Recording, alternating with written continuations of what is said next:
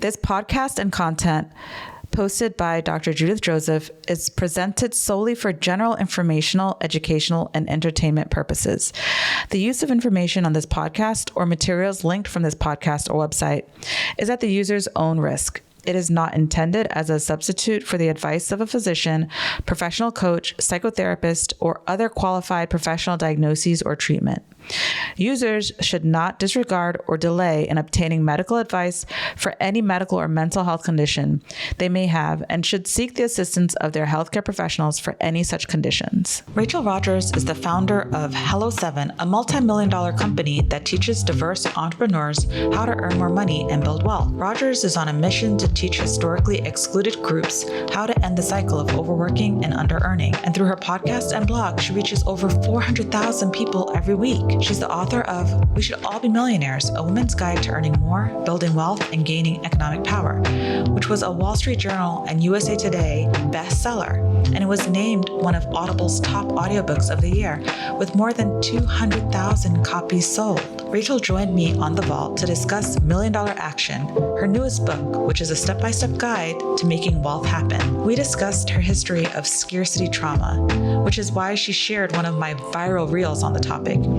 Some people commented, well, that's good to do from an environmental perspective, some of those things. And I'm like, maybe, but I don't know if that's why we're doing it, right? We're doing it because there's this scarcity mindset and it holds people back from having the success that they want. And we discussed tools that she's used to overcome scarcity trauma in order to create generational wealth.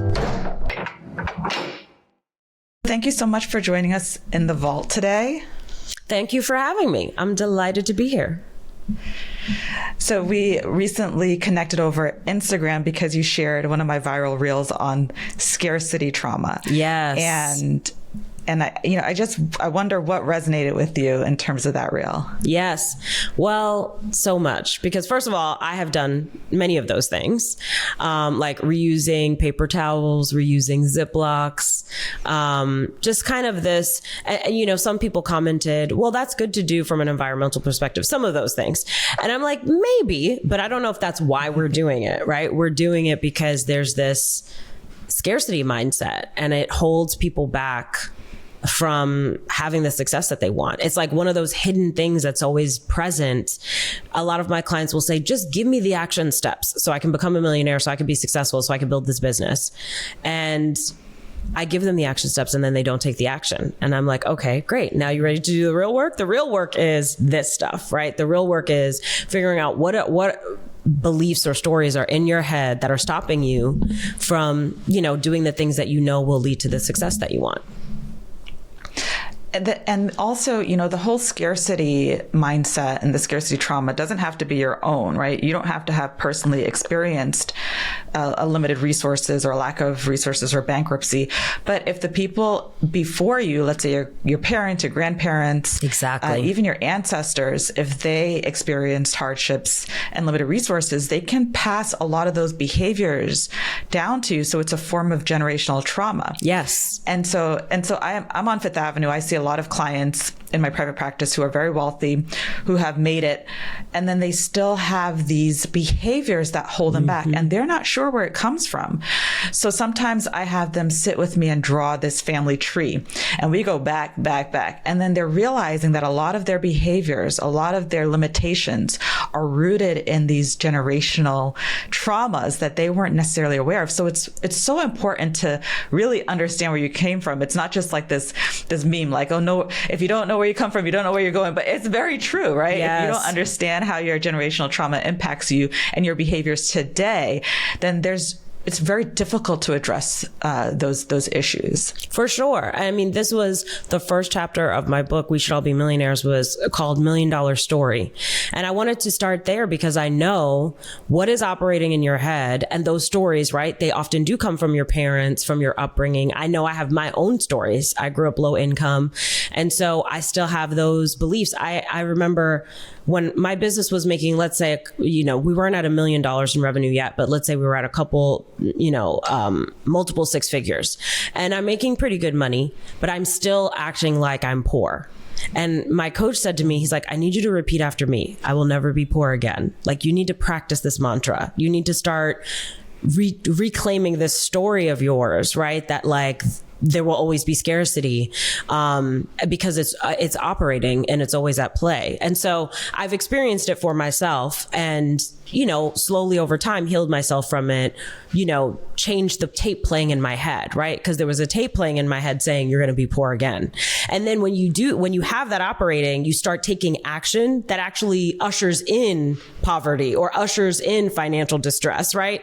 Versus, you know, believing what's possible for yourself and following that pathway instead. Sometimes we don't even notice that that's what's happening. And some of our behaviors, right? Some of these little behaviors are like, what are those things that make you feel broke? You know, like you feel broke and then you start acting broke. You know what I mean? I have had family members who were making very good money, very successful, and they still like are always saying they're broke, right? When I'm like, let's go do this together. Let's do this for the holidays or whatever. And it's like, no, I don't have it. And I'm like, how you don't have it? Let's talk about this. Why you never have it? So sometimes it's these stories, right, that we have to tackle, and we have to notice like, what is the tape that's playing in our head that we inherited, right? And then also is sometimes reinforced by our environments. And how can we notice those stories, right? Like journal on those stories and then reclaim them and reshape them into a story that is helpful, right? Even if it's, I grew up low income, so I'm never going to get out of debt, or I grew up low income, so I'm always going to be poor, right? It could be, I grew up low income and I can change my circumstances. Other people have done it. I can do it too, right? That's much more empowering to say to yourself. You can acknowledge what's true. I'm not saying gaslight yourself, right? You can acknowledge what's true, but also believe something different for yourself, because otherwise, right, those stories stop you from even trying to get out of the situation, trying to make this, you know, the dreams that you have happen. Or even those little things, like you said, like, even if you do go on a vacation, sometimes people will go on vacation, but then they won't spend the extra bit of money to enjoy a meal. Right? Yes. You find yourself going on vacation, then you're going to McDonald's. And it's like, well, you know, maybe you can enjoy a meal that you never experienced before because you're in this place you've never been. Yes. Let's try some of the indigenous foods. Let's try some of the things on the menu. Let's not trek an hour away from the resort to get something cheaper when you could actually, that hour is so precious. You could be spending time with your family. Yes. Sitting down at the table. And so we do these things and we cheat ourselves and we don't even know that we're doing it. And then, you know, I get the same feedback on my reels. Well, this is just environmentally conscious, right? Tell me what's so environmentally conscious about cluttering your cabinets, your drawers with the junk, with garbage that on a deeper unconscious level, right? Not surface level, is making you feel trapped. It's like impeding on your sense of wellness. And, you know, there's the saying, when you walk into a room and it's clean and it just gives you this serenity. Yes. You're not getting that if you're overwhelmed with junk, with clothes that you're never going to wear, right? Yes. So if you want to be environmentally conscious, right, then put that in the recycle bin, donate it to charity, but don't let it, you know, impede on your life and your sense of well-being because you just have a hard time letting go of these things. You know, that's where that trauma element comes in. That's where the line is crossed between, you know, what is considered conscious versus clutter. Yes.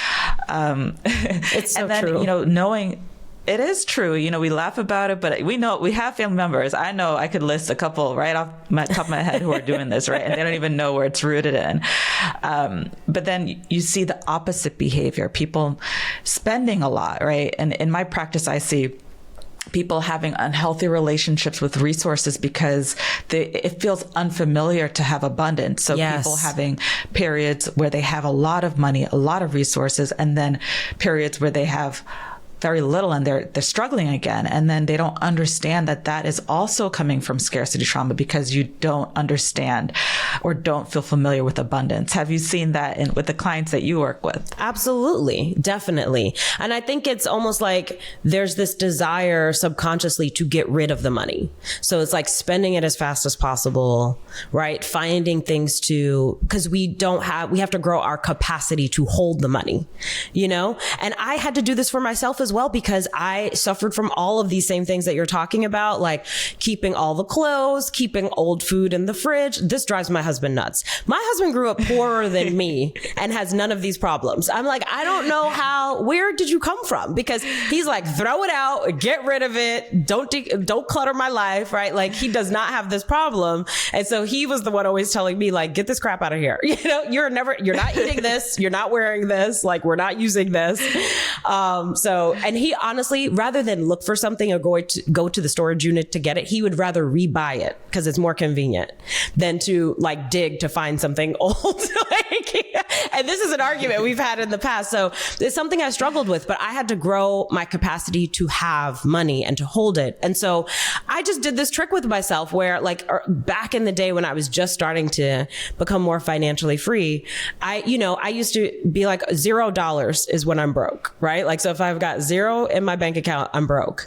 And I had to like think about it differently. And so then I changed it to, if I have $10,000, that's broke. Right. So like that means don't spend any more money. Right. If you're down to your last 10,000, that's your safety net. Get comfortable just seeing $10,000 always sitting in your bank account.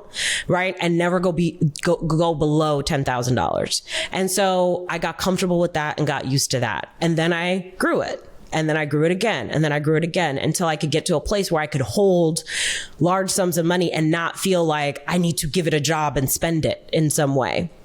So that's how I solely did it. But I think it's first being conscious of it, which that's what your reel is doing, right? Helping people to become conscious of what's operating in their minds.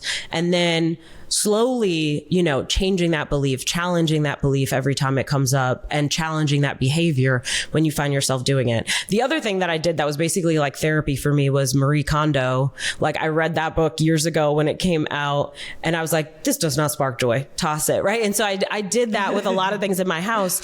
And I literally thought about it for like 2 months after I, donated those things. Cause sometimes it was like brand new things, but it didn't quite fit right. And you couldn't return it anymore. So it's just like, just give it away. I still thought about one of these really nice brand new blazers that I gave away because it didn't quite fit right. I could not stop thinking about it because it was like, it was bothering me. You know what I mean? That I had given it away. So it's just, it's discomfort. You're going to experience, discomfort when you try to change these thoughts and change this way of thinking and behaving. And that's good, right? Like discomfort equals growth. So I think that's what we have to do to slowly change the behaviors, because otherwise they can operate in a way, like you said, where even when you're successful, you don't allow yourself to fully enjoy it.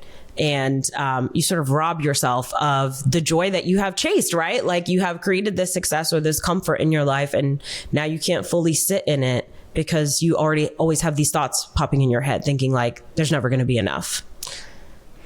And also realize the way that scarcity trauma impacts other areas like your health. Mm-hmm. For example, some of my patients, they'll finish eating food even though they're not hungry. Yes. Right? So these unhealthy eating behaviors, right? Like you didn't have to clean the plate, right? This idea of cleaning your plate.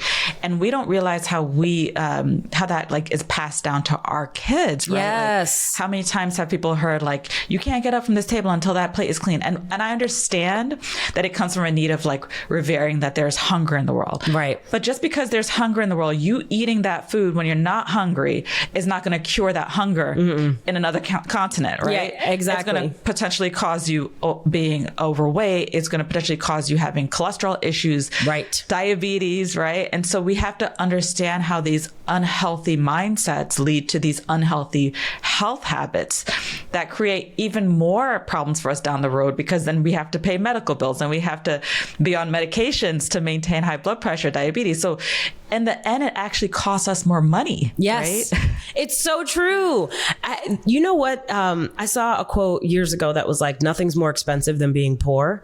And I'm like, man, is that true? Because I've been poor, right? And you are like making last minute decisions that sort of rob you of your future just to get through the day to day. And out of like, you have no choice but to do that, right? Like payday loans, for example, there's no more expensive loan than a payday loan, like would be one of those examples. So I think that's so true. I definitely had that. I was told to clean my plate as a child. And it wasn't until I worked with like a health coach many years later that I've heard so many different things about like, why am I overeating? Right. And I never had heard that. And then she said that to me. She's like, you're afraid of hunger, right? Because you've gone hungry before. And so now you have this fear. I used to have this fear when I checked into a hotel, and I wasn't in New York City where you can get food any time of night. Right. But I'd be like in a small town checking into a hotel for a speaking gig or something. And I would like purchase food just to keep in my hotel room because I'd be afraid to wake up hungry. And it's like, it was still operating there. It's wild how, those behaviors, they're hard to shake, but you have to become aware of it first. And so then I would just practice like, okay, what if we don't panic about being hungry and just trust that you had dinner and you'll get breakfast and it'll be fine. And it seems silly, but it feels so real in the moment, And it's not silly at all. I mean, I came to this country with 3 brothers and sisters, with my mom. My dad was in Trinidad. Having no food is terrifying to me. And I do the same thing. I'm a doctor. I own businesses. I'm successful. But if I go on vacation and I'm staying in an Airbnb, I will buy out that grocery store. And it doesn't make any sense. I'm stuck in my fridge and I'm like, this food is not going to be eaten. There's no way I could take this with me. I'm going to be on a plane, but I don't like the idea of not having food, right? Yes. So we have to and that in itself it's actually foolish because you're wasting money and you end up feeling guilty because it's like you wasted the food. This was the thing that you dreaded the most. Yes. But you also fear being hungry, right? So it's something that even I, as a psychiatrist, I have to continuously challenge these inner fears that they're not rooted in logic. They're not rooted in reality, but they're rooted in generational trauma. Yes, absolutely. I did this ROI, the Millionaire Summit, is a conference that I run annually. And the first year I did it, I had Sonia Renee Taylor speak, and she wrote this New York Times bestselling book called The Body Is Not an Apology. And one of the things she said, we were having a conversation about the ethics of making money. And one of the things that she said was that every story about scarcity is a lie. Right. And it's one of those quotes that everybody in my community repeats all the time. But I don't want it to be something that people see like, they see a clever quote and they pause for a moment and they're like, yeah, that's true, and move on. That's one of those things that I think about daily. Right. I'm always thinking about it, especially when I'm in this mode of I don't have enough. Right. Then I have to like go back and say, well, if every story about scarcity is a lie, how could that be operating here? And really just sort of like looking at my thoughts around this belief that I don't have enough right now. I think we make up a lot of stories. And in my line of work, my clients will say, I've tried everything to like make my business successful. Nothing's working. And I'm like, okay, so describe everything. Let's make a list right now of everything.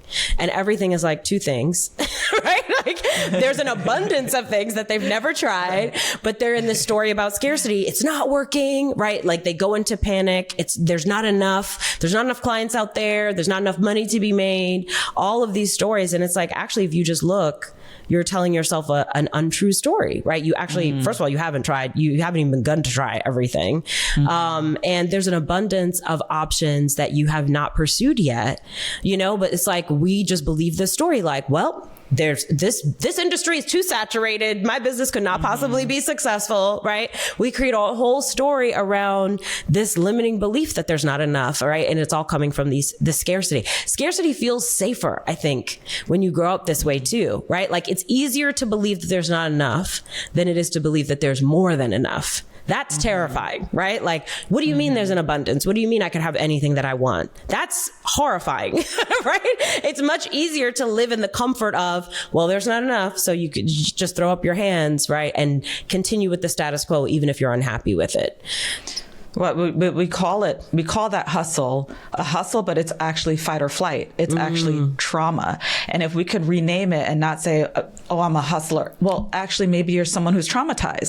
And that hustle that feels so familiar is fight or flight. It's hypervigilance. It's like never being able to fully relax and enjoy. Yes. And it takes a strain on your health. It burdens your sleep. It harms your heart.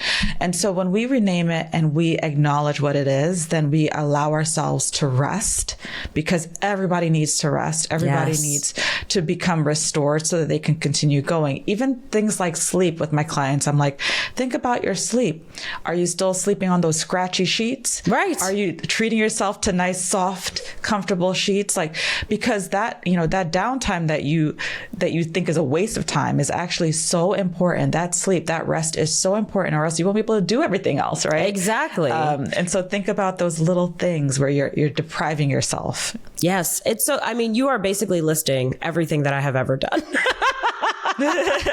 Depriving myself of sleep, being a workaholic, right? Like, I think it's true that some of my success came from running from poverty, right? Like, I was just running at top speed, right? And that really manifested as workaholism, because I was just so terrified to be back in a situation where someone's knocking on my door to tell me to get out of the house, right? Like, evict me, or someone's knocking on the door to say they're turning off my lights, because these are all things that happen as a child. And so, I'm like, I'm just going to amass as much money as humanly possible so that never happens again. Right. And you have to unpack because you do it in an unhealthy way. Now I'm much more successful with way less work. You know what I mean? I get my 8 hours of sleep. I'm like obsessive about my sleep. I have my sound machine. I have these fabulous sheets. I have like all the things. Like, I'm obsessed with my sleep. The sleep mask, like, I have to get it all just right. Well, as a woman of color, right, we have to also acknowledge that for us, we have barriers. And so when people are listening to this, they're like, but you know what? I got to make sure I don't lose my job. The pandemic was hard. Black women are like the biggest groups of entrepreneurs. Some people felt like they're going to lose their babies, right? And I study high functioning depression, and I see that women of color, women in general, they're more at risk because they're go, go, go. Because God forbid you take a break. You think things are going to fall apart. Yes. That no one else could do it better than you. But I think we have to challenge that. And I always ask my experts like you, when was a time in your life when on the outside, people were like, you're killing it. You're doing so well. You have it figured out. I want what you have. Yes. But you knew on the inside, it wasn't all figured out. You were actually struggling. And how did you get through that? Yes. Oh my God. I feel like there were so many times, but the time that comes to mind is after I had my second child. I had postpartum depression, but didn't know it. So I was just like, it almost just felt like there was just a wet blanket on everything. Like, I'm experiencing life, but I'm experiencing it all with this like wet blanket on it, right? That just feels heavy. And my energy is not as high.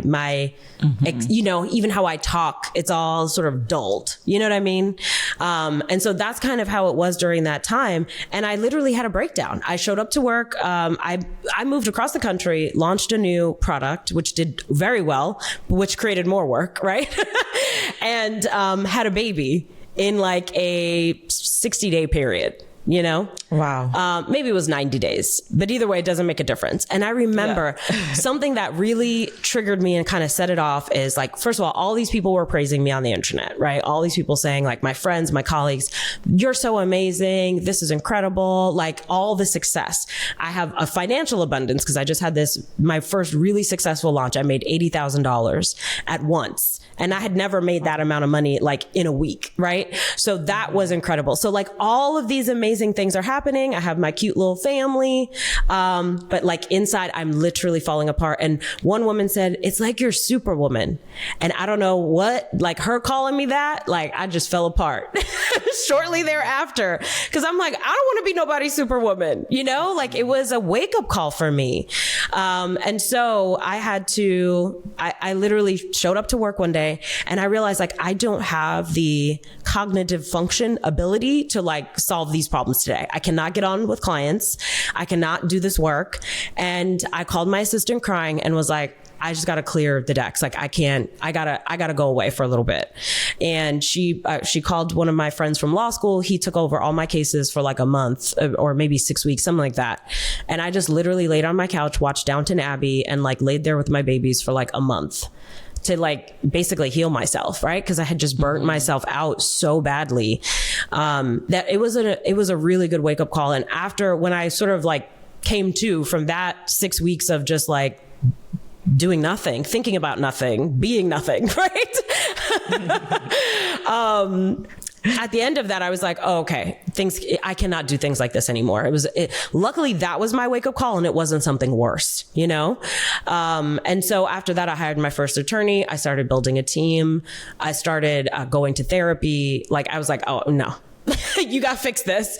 And I'm grateful that I sprung into action. I'm also grateful that I had my husband to like hold things down while I was like falling apart, and my assistant and my colleagues like who helped me out during that time. Cause I just was like, oh, nothing can stop me. Go, go, go. And it was also a traumatic pregnancy because it was high risk and there was a good chance I was going to have the baby too early. And so I was on bed rest for 3 months, 4 months, something like that. So I was like working the whole time, laying in bed, like prone, you know what I mean? Like laid back in bed with my laptop and just trying not to think about that. It's like I was distracting myself.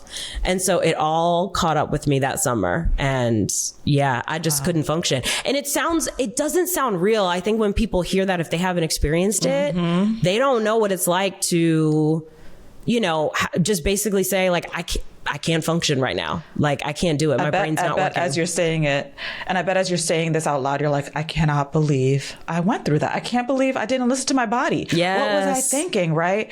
But I wish I could tell you that this is the first time I'm hearing a story like this, but I hear this all the time from successful, intelligent women just like you, that we don't listen to our bodies. Yes. But you know what? If your body says no, oh, you're going to have to stop. Like, there's no other way. Yes. You can't tell your body. You can't will your body into doing something that when it says no, you got to listen to your body. Yes. Thank you so much. Let me just say this one last thing for people too. I think it's partially being in tune. I was so out of tune with my body. I couldn't hear it talking to me. Now I can. Now I'm really tuned in. So it's like, it doesn't get that bad before I'm like, oh, I need to rest. And so I think tuning in and listening to yourself, pausing and just saying, how am I feeling right now? Before you even get into your day is one of those small practices that I've started to do that started to help me tune in and hear myself, Oof. And Rachel, that is important because we know what the numbers are for Black women in this country, with childbirth risk. We have the highest lethality risk, the highest risk of postpartum depression. Listen to your bodies, woman. Like, listen, because what's the point of having all the money, all the degrees? If your body fails, you only get one. And it doesn't matter how rich you are, how connected you are. If your body says no, that's it. Yes. Right? So health is wealth. It's not a meme. It's not cliche. It is the truth. Yes. Right? It is one of the truths that we know. Listen to your bodies. Where can we find you? Where can we follow you and learn about all the great things that you're doing? Yes. So I'm at hello7.co is where you can check out my website, and catch me on Instagram, Rachel Rodgers ESQ. And I have a new book coming out called $1 Million Action. It comes out June 11th. Well, we'll be sure to promote that book, and congratulations. Thank you so much for joining us in the vault. Thank you for having me.